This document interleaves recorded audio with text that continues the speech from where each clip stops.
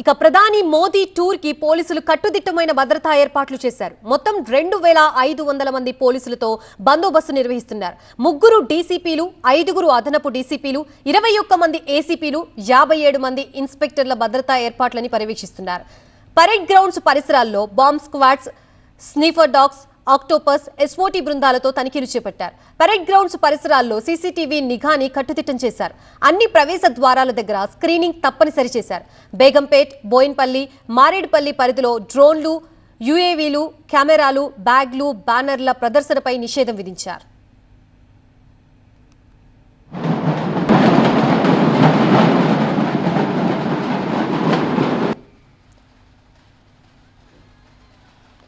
ఇదే అంశానికి సంబంధించి మనకి పూర్తి అప్డేట్స్ అందించడానికి మా ప్రతినిధి జ్యోతి సిద్ధంగా ఉన్నారు. జ్యోతి, ప్రధాని పర్యటన నేపథ్యంలో ఎలాంటి కట్టుదిట్టమైన భద్రతా ఏర్పాట్లు చేశారు?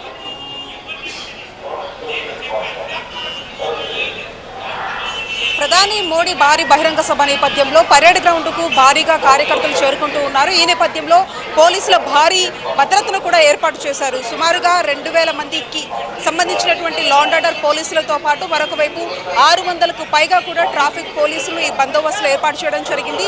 ప్రస్తుతం మనం చూస్తూ ఉన్నాము, ఒకవైపు భారీగా కార్యకర్తలు వస్తున్నటువంటి సమయంలో ఎవరికి కేటాయించినటువంటి పాసుల ఆధారంగా ఆ గేట్ ద్వారానే లోపలికి వెళ్లాల్సినటువంటి పరిస్థితులు ఉంటాయి.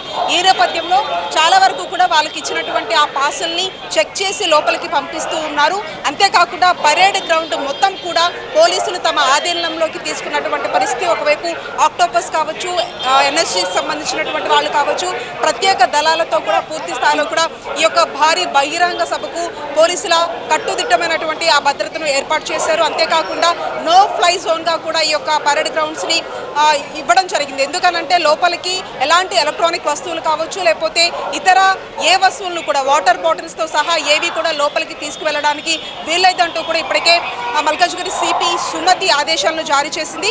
ఈ నేపథ్యంలోనే ఎక్కడికక్కడ కూడా భారీ భద్రతను ఏర్పాటు చేస్తారు. అంతేకాకుండా పిఎం వెళ్ళేటటువంటి రోడ్డు మార్గాలన్నింటినీ కూడా ఇప్పటికే ట్రయల్ రన్ చేశారు. కాబట్టి ఈ నేపథ్యంలో ఆయా ప్రాంతాలన్నిటికీ సంబంధించి కూడా ట్రాఫిక్ డైవర్షన్స్ కూడా ఇవ్వడం జరిగింది. వాళ్ళకి ఇచ్చినటువంటి బస్సులు ఏవైతే ఉంటాయో ఆ బస్సులకు సంబంధించి ఒక క్యూఆర్ కోడ్ ఇవ్వడం జరిగింది. ఆ క్యూఆర్ కోడ్ ఆధారంగానే ఆయా ప్రాంతాల్లో కూడా వీళ్ళు పార్కింగ్ చేసుకోవాల్సినటువంటి పరిస్థితులు ఉంటాయి. మొత్తంగా 12 పార్కింగ్ ప్రదేశాలను కూడా ఇవ్వడం జరిగింది. అంతేకాకుండా పిఎం వచ్చేటటువంటి రూట్స్ కావచ్చు, పరేడ్ గ్రౌండ్స్ దగ్గర పరిస్థితులు కావచ్చు, ఇవన్నింటినీ కూడా ఒకవైపు కమాండ్ అండ్ కంట్రోల్ సెంటర్ దగ్గర నుంచి కూడా సీసీ కెమెరాలు అన్నింటినీ కూడా ఒకవైపు ఉన్నతాధికారులంతా కూడా పరిశీలిస్తూ ఉన్నారు.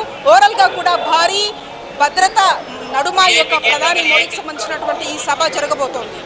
Right, thank you.